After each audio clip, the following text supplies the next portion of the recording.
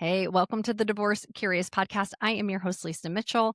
But more importantly, I have an incredibly interesting guest for you today. I'm so excited for you all to meet Melissa McClure. She is joining us. She's going to unpack a whole bunch of things for you today. So I know you get a little bit of everything here on the podcast, and we're always trying to bring you new perspectives and different ways of thinking about, hey, what might the next right decision be for me? And I think today is going to be maybe an introduction into some new ways of thinking and going forward with life, and maybe just some ways to expand what you might think that your relationships and your family structure could look like going forward. So, Melissa, I am so thankful for you saying yes and us coordinating time zones. You're in a much funner place, a much more fun place than I am. I'm posted up in central Indiana in the middle of February when we're recording this.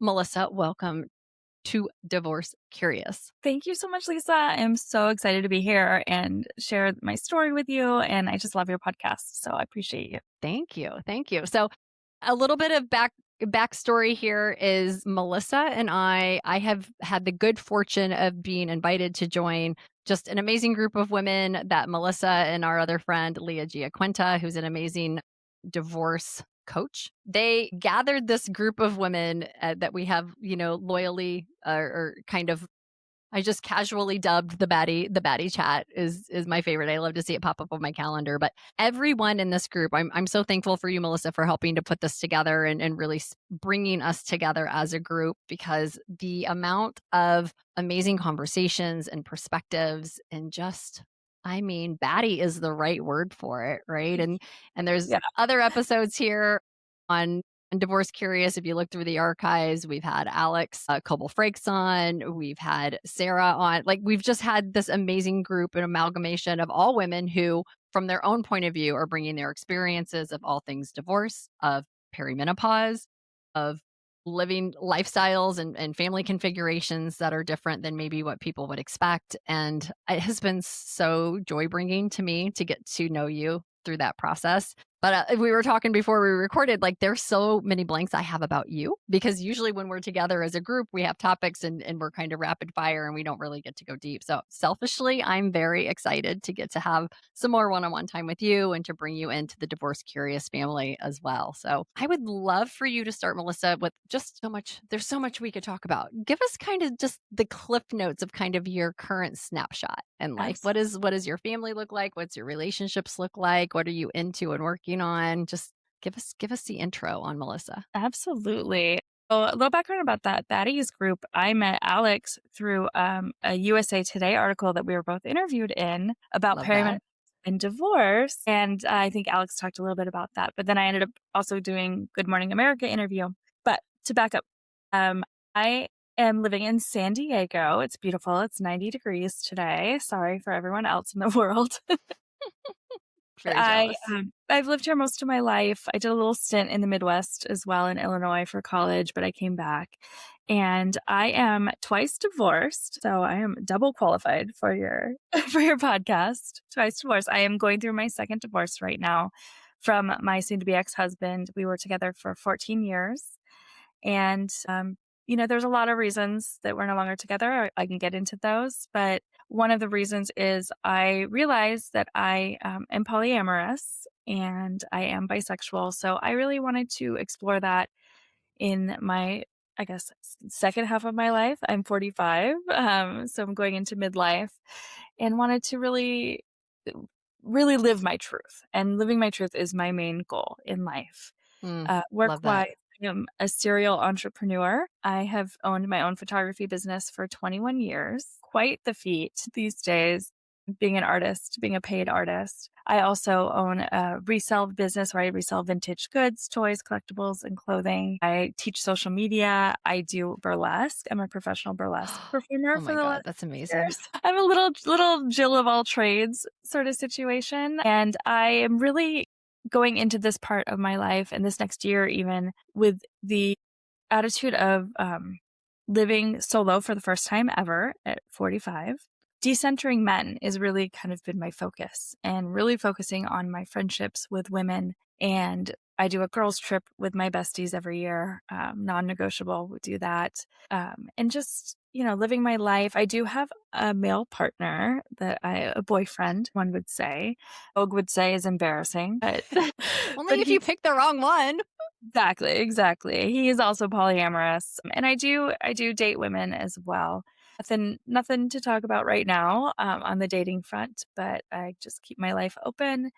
And I love meeting people and connecting with people. And I also love talking a lot about perimenopause and my story because I just want to help people. I love that. I love that you are the Jill of all trades. I love that title landed with you. And I want to start with, because you mentioned a whole lot of really interesting things. One of the things I'm most interested in is the call and the catalyst for you to live your truth, because that is like one of my biggest personal challenges, and also one of the things that the people listening to this podcast or watching this are living in that friction of misalignment.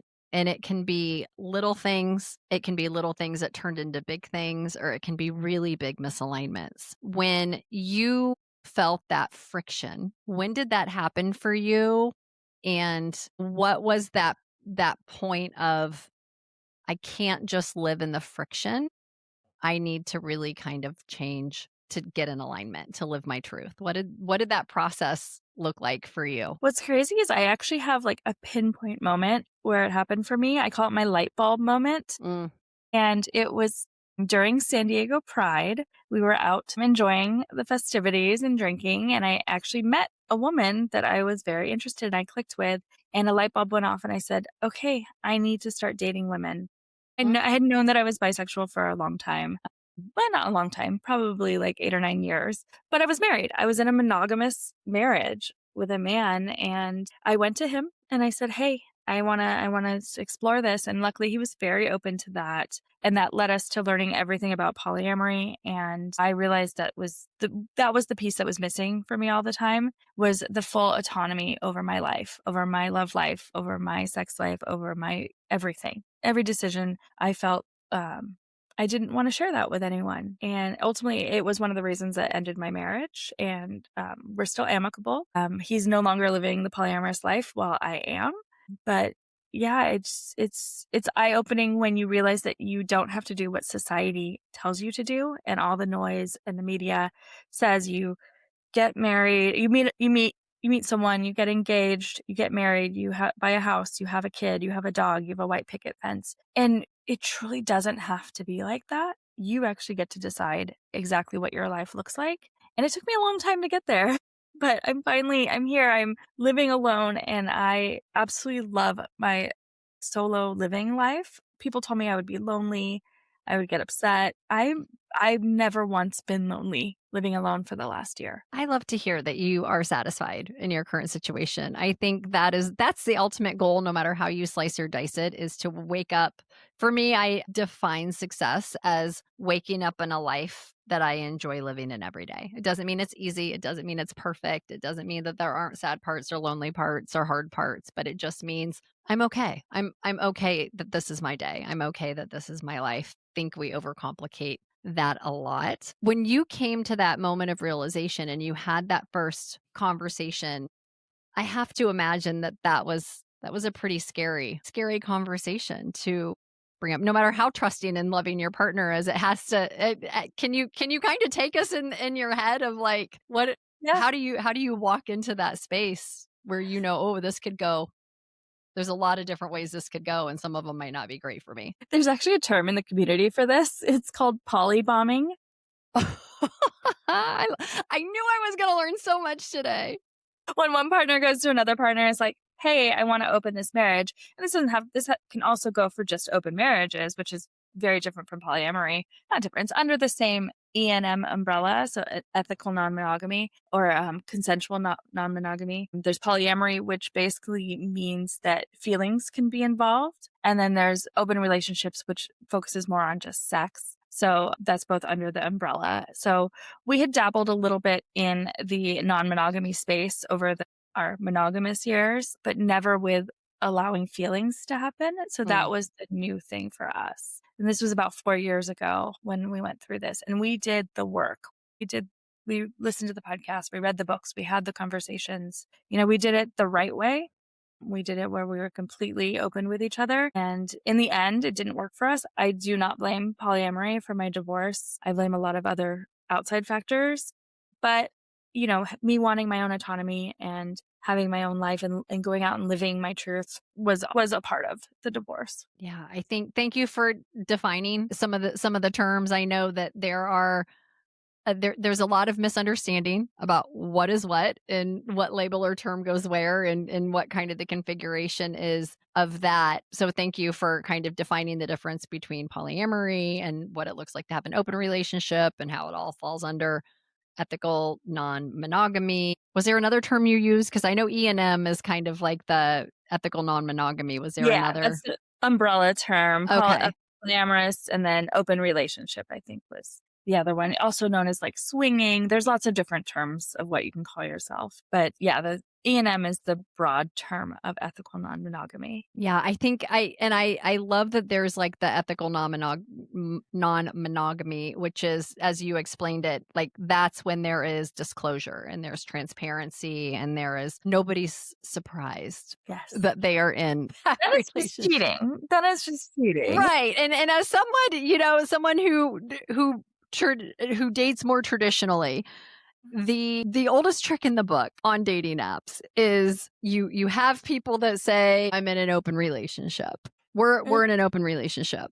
Mhm. And my favorite follow-up question is, does your wife know? Does your partner know? Right? Because for You know so you're in a many it's like, so basically you're just kind of a cheater, but you don't want to own it, so you're gonna call it open. But the other person in your relationship is not aware that you are inviting other people into your relationship. So it's really just cheating. Like, I don't It's know why I don't want to scary. judge, but It's scary how many men are using this tactic. I'm going to say it. Men are using this tactic. I'm sure there are some women doing it, but majority men. And for anyone out there that is dating and you come across this on a dating site, ask them the red flag term that they use that you can pretty much decide if they're cheating is they use the term don't ask, don't tell. bingo. Bingo. That's what it's like. She's okay with it as long as she doesn't know about it. Yeah, that's a I'm red no flag. expert, but I feel like that's not how this works. No, if they're truly in an open relationship, which is possible, then there should be some sort of willingness to confirm that.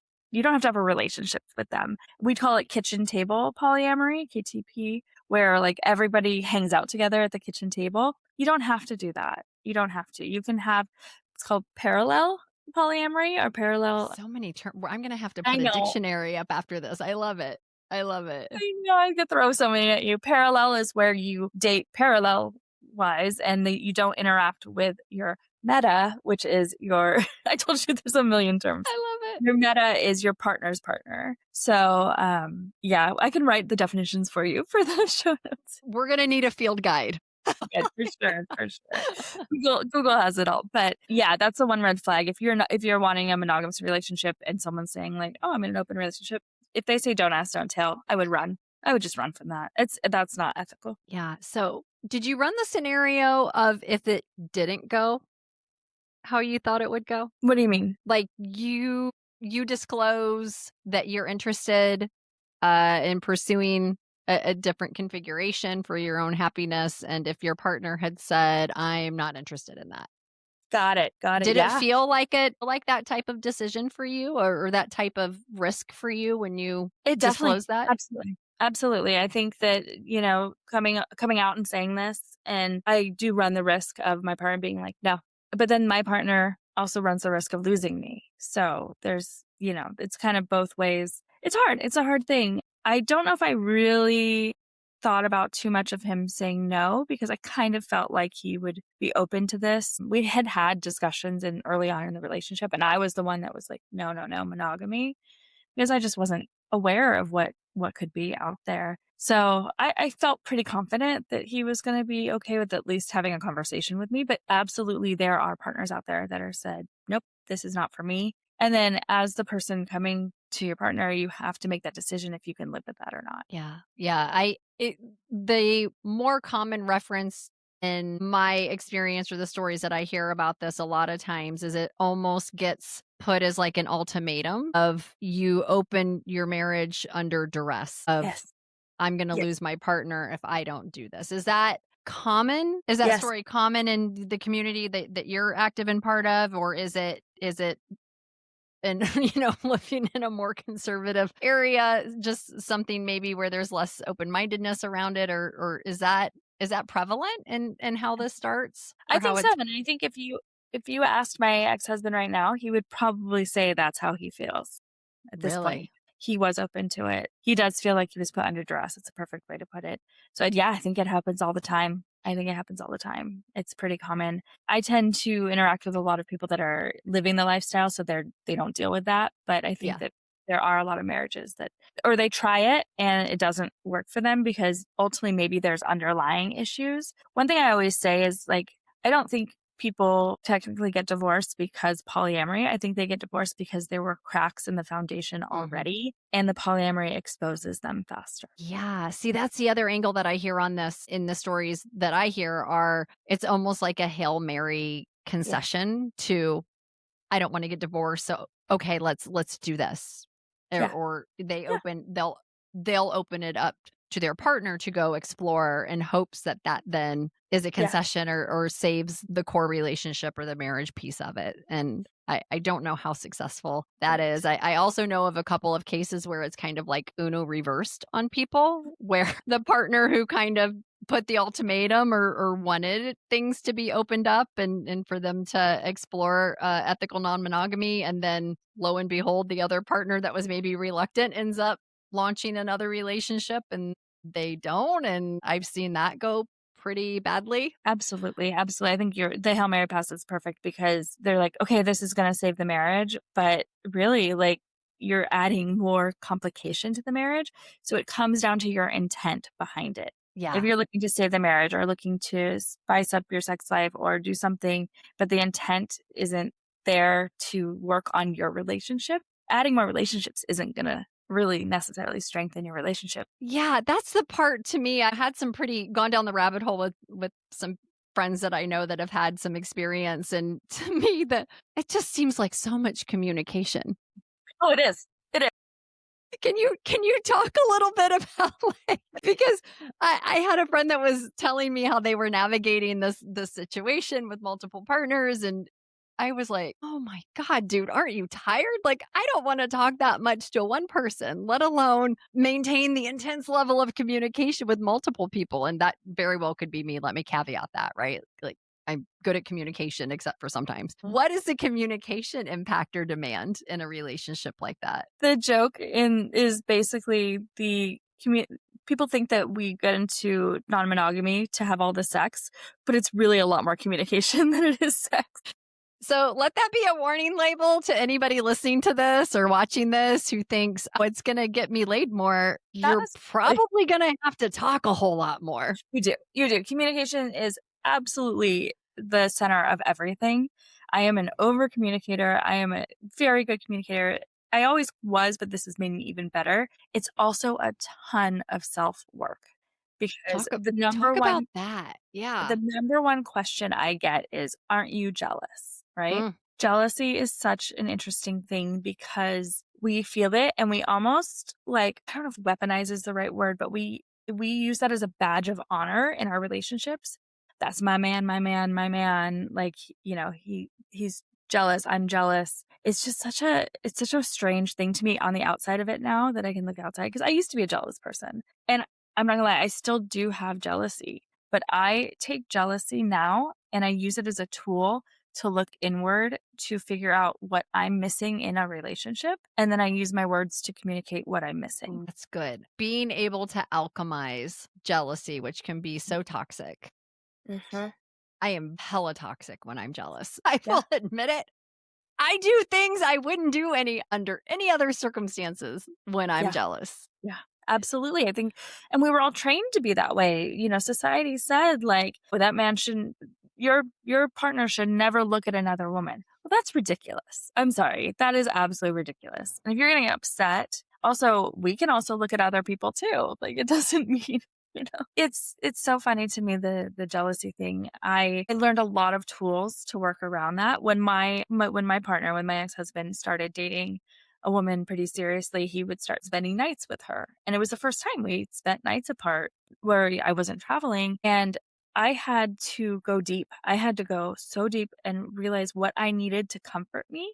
And you know what I did is I watched Disney movies and I bought a large stuffed animal to sleep with. Oh, So I reverted back to my inner child and said, "What do you need to feel safe in this moment?" And to me, that was going back to something that comforted me, which is Disney and stuffed animals. And I still sleep with that large stuffed animal now because it's comforting to me to have that feel like something's in the bed with me like that. But I love sleeping alone. Don't get me wrong. I always joke about never having the need to hear anyone breathing beside me when I'm trying to sleep. That's a perimenopause thing for sure. People think I'm crazy. And it's been a kind of a forever thing for me. Oh, I'm like so sensitive to well, anything sensory is a nightmare, but yeah. particularly repetitive sounds. My I brain have, just fixates on them. And wow, it is yeah. a true testament to love if we can sleep in the same space and I don't at once ever once envision doing something mean to you in the middle of the night. Yeah.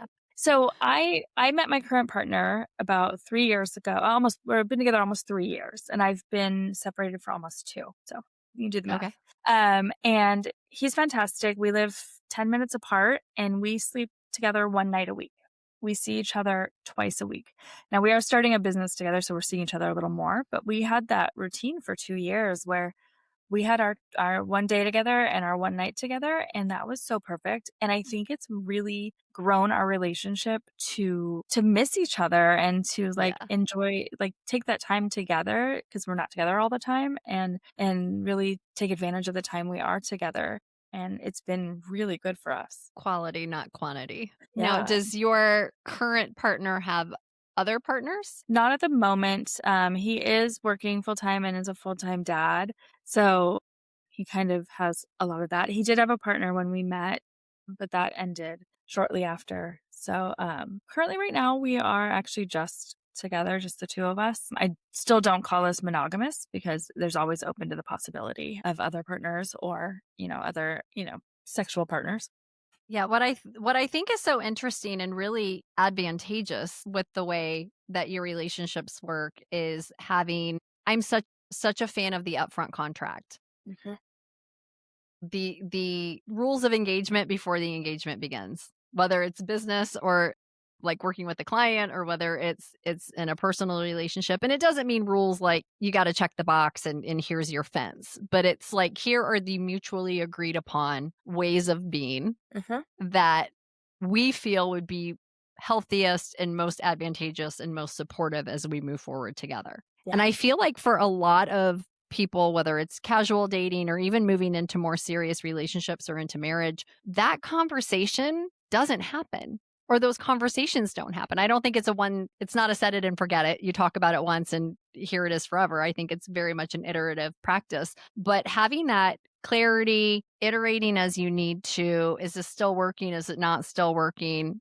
I feel like as I am talking to people and hearing about their experience, and, a lot of people that I'm working with are at that, man, is this it? Like, I don't know. Like, is this, I don't know, like something's got to change. I'm dissatisfied. And when we get back to the root, a lot of it is we kind of just fell into a routine and then went on autopilot and never set that strategic compass of this is how our relationship best operates and this is where we hope to go with it.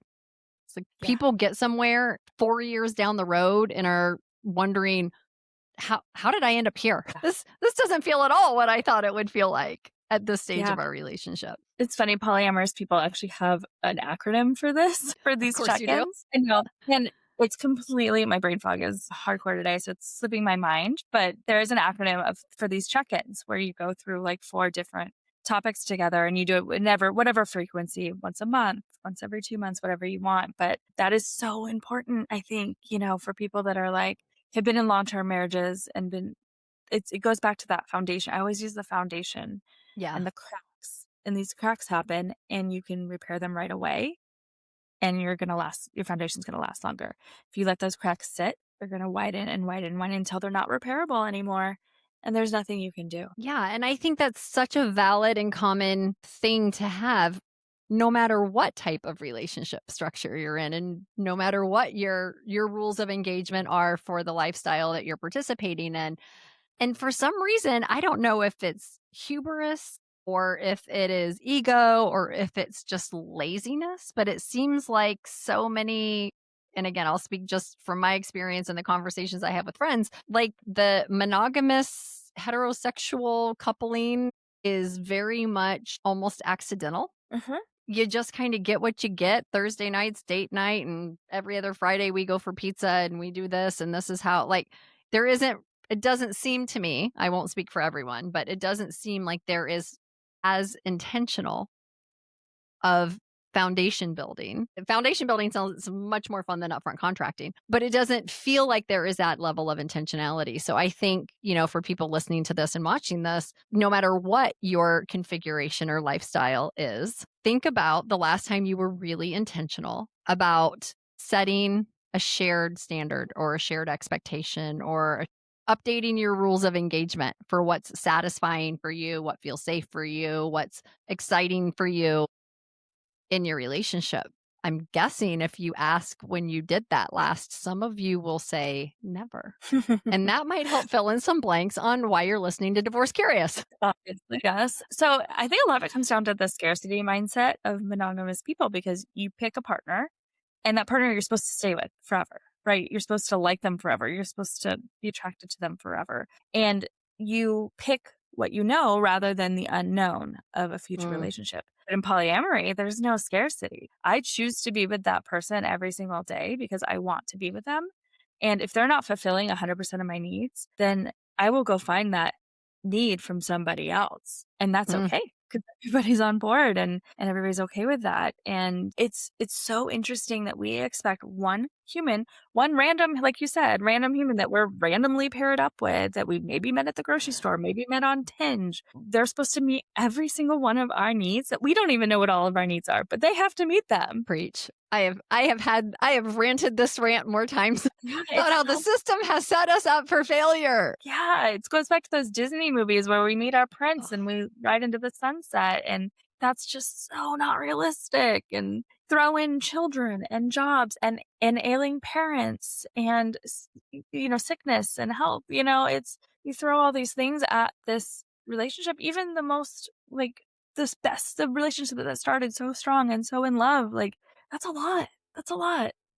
It is, and you mentioned a whole laundry list of primarily external factors. The thing I think really sneaks up on the people that I work with and talk to is there isn't a ton of external misalignment or circumstances and everything looks fine or okay or good, but they have changed as individuals, or one person has worked really, really hard on their personal growth or their spirituality or career Mhm. ambitions or their definition of family. One person has grown and evolved and the other person doesn't or Yeah. feels left behind or just feels like parallel paths, like an inch of a degree of separation becomes a chasm over time. And there's no villain in that story. And I feel like there's so many people that I talk to who are unfulfilled or unhappy or just lonely, just straight lonely. They're living with someone who does not align with them in any 100%. way, shape, or form. And there is no parachute to pull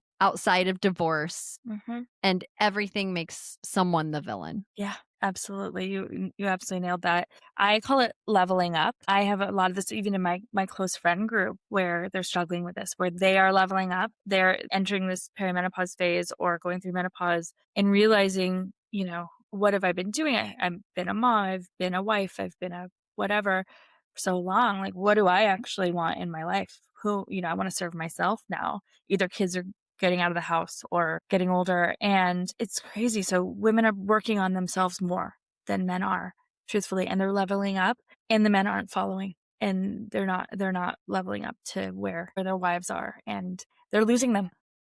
Yeah, 100%. And I know you've done the media rounds and a lot of it, like there definitely is a correlation between menopause and divorce. And there's lots of reasons and theories and research around why those two things seem to coincide, not the least of which is, to your point, leveling up. People think menopause is, oh, we're degrading or downgrading in some way, right? Like we're losing something, we're less vital. Like they want to blame the menopause portion on physical inferiority, essentially. Like they don't say that out loud, but that's essentially what, like, here's all the reasons why you're physically not happy anymore. Yes.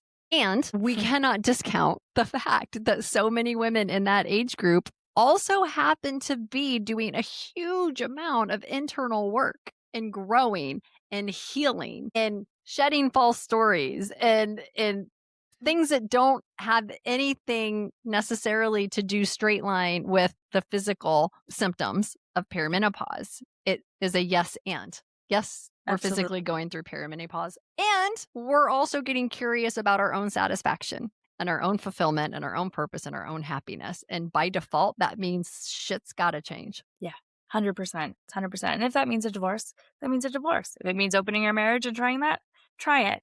You know, I being twice divorced and being very open about it online, I have a lot of people in my DMs that come to me and talk to me about, you know, problems they're having or potentially being divorce curious. And it's, you know, I tell them, I'm like, you know, do everything you can. Do everything you can to fight for your marriage. If he's not abusive, that's a whole different story. But that way you can say, I tried, I truly tried, and it wasn't for me. Yeah.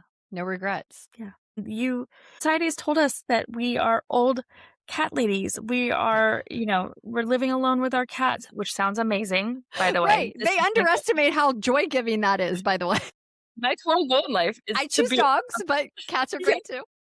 I will be a lonely cat lady. I'm happy with that moniker. But, you know, the spinster, the crone, like these are all negative terms that aren't actually negative. They are not actually like historically negative terms, but society and patriarchy has turned it that way. So we were told we have to have a man. Well, we were forced to have a man up until the 70s. We were forced to have a man for financial afford reasons. anything or buy anything without an And so attachment. that's where this is stemming from, where, you know, patriarchy is like, well, no, you need a man to do this and do that. But guess what? We don't actually need that. We don't need. Right. And what if somebody comes back to you and says, well, Melissa, you need two of them. Right? Sure. Two boyfriends? Who doesn't want two boyfriends? You're like, yep, I need so. You're right. There's no way. Like, I need too much. I need two. There was one point where when I was still married and working on my marriage, I did have 5 partners at one time, and that was a lot. Oh my God. That's so much talking. I'm self-employed and my business definitely took a back seat. It was a full-time job juggling 5 partners. I don't think I would ever do that again, but people do. People do it. It is, you know, it was fun. I had a lot of fun. I was always busy, always talking, always communicating, but it was a lot. It's a lot. I can't even imagine. Thinking about one wears me out right now. So I cannot even imagine 5, but I ain't mad at you. Good for you. I love that was a choice you made and something you could sustain while it worked. When it wasn't working, you made different choices and you kept on keeping on. You mentioned at the beginning of this, and there's so much that could be said about kind of the current attempt to define family, define relationships, define traditional, define like this fence being built around what options could look like for women going forward. And this is not a political podcast. It's, you know, a conversation for a whole different hour. But I would love to get your point of view. You mentioned at the beginning about your conscious acts of decentering men. Yeah. And some people who hear polyamory or you're, you know, have 5 different partners, and I know they may not all be men. Is that contradictory, or are you not centering men more? So I just want to get a very clear, like, real life example of how those two things are not in opposition. Yeah. I mean, they are in opposition. Okay. It's something constantly continuing to work on. It's definitely hard because I do primarily date men. It's what I always have been. It's what I know. Dating women is a whole different beast. It's good, but it's a lot more communication and upfront and honesty, but it's a different beast. But yeah, it's so hard. I find myself going that codependent route in my partnership even still now, because that's what I'm conditioned to do, and that's what society wants me to do. And I have to kind of take a step back and be like, okay, do I want this, or do I want this because he wants this? Or Mm, I'm also a really bad people pleaser, as most women are. So it's a constant conversation with myself to be like, what do I actually want? What does Melissa want to do today? Or what does Melissa want to do in the mm. future? Do I want to do that because he's excited about it? So it's a constant battle. It's both. But it's, I really try to put a lot of time and attention into my female friendships, creating these groups of badass women. And, I have a daily conversation with my best friends who are scattered all over the country. And we are so close, even though we are not close in proximity. We are the closest people to each other. And I cultivate my in-person relationships with women. And I really try to put a lot of effort of my time into that, and also myself, and not think about, what's my boyfriend doing right now? Is he thinking about me? When am I going to see him next? And just try to enjoy the time we are together. Yeah, I think that's such a, I guess, stark take on the friction of being with people because you want to be with them, not because you like that they want to be with you. Yeah, it's so interesting. My parents have been together for 60 years, 60. Wow. Yeah. And are extremely codependent on each other. I would tell that to their face. My mom will be listening. Hi, mom. Hi, mom. Very, very codependent on each other. And that's what I saw. I saw that growing up. My parents were just each other's worlds and still are. And I'm so happy. And that works for them. And they are so happy like that. And that works for other people. Great. But it's funny that I kind of went the complete opposite direction.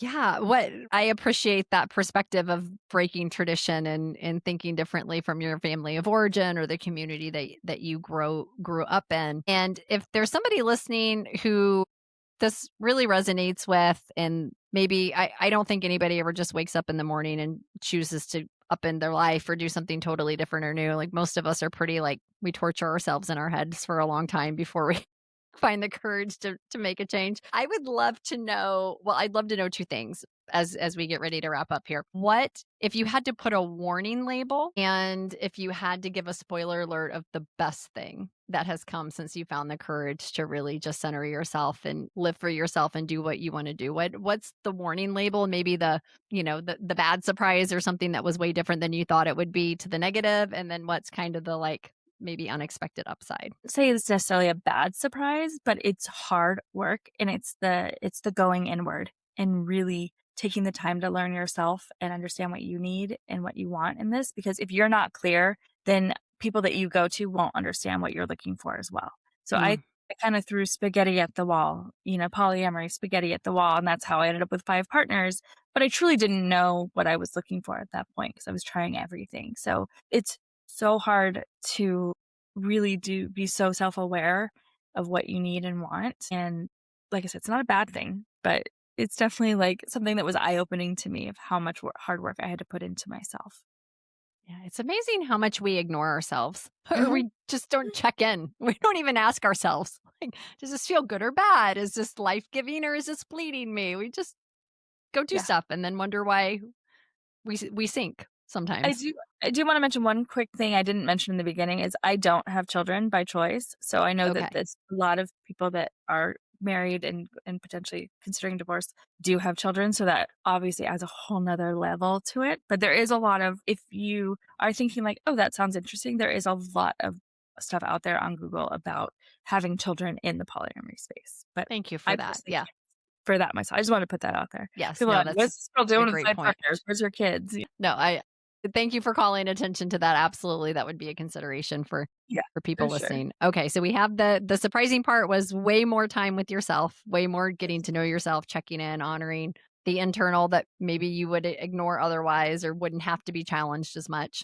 And then Yeah. what's the silver lining? What's maybe Uh, the unexpected part? the peace that I have found within myself and in my life, I didn't realize how much my nervous system was triggered. I Mm, didn't realize how much I was walking on eggshells in my past relationship. The fact that I come home to a peaceful house where I painted my walls purple and I bought a pink couch because that dopamine hit every time I come home is so good. I I don't live in a gray house anymore because we can't decide on a color. yeah. And just being able to make those choices for myself. And even the other night, I was sitting here, I was watching Love is Blind, and I'm like, I used to cater my bedtimes around my ex. Like when he Mhm. wanted to go to bed. If he wanted to stay up late, we would stay up late because I thought that's what society wanted me to do, was to be there for my husband and go to bed at the same time as my husband. I thought that's what a healthy relationship. Spoiler alert, that has nothing to do with it. But I was sitting on the couch. I'm like, I could go to bed right now. I could stay up another hour.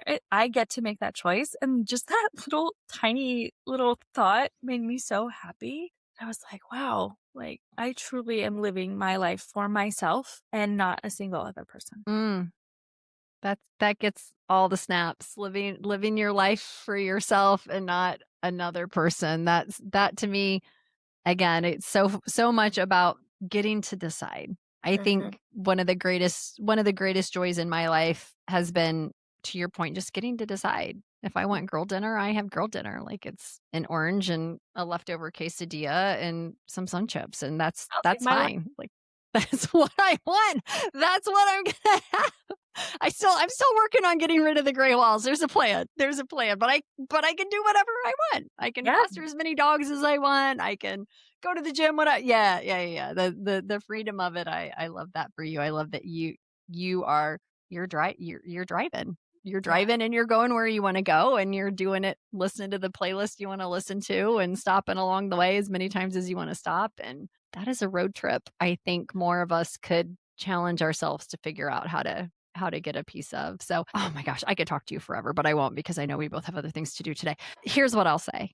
I am so grateful to you for your honesty, your candor, for being such an open book, for giving us a peek, under the hood of the good, the challenging, the beautiful, the hard of not just your story, but of stories of people who live lifestyles that might be different than what others have lived before. And I think especially in this current climate and in this current, the political climate, the divisiveness, the judgment, the definitive, trying to codify what's right and wrong and good and bad. I think there's just so much beauty in living for you and living in a way that brings your spirit joy and brings you peace and brings the loving connections that you're looking for. So thank you for leading this conversation and giving the divorce curious family a little bit of food for thought and some I think really great universal points of centering yourself and listening to yourself and giving yourself a vote and the outcome. And I don't think that's for someone living a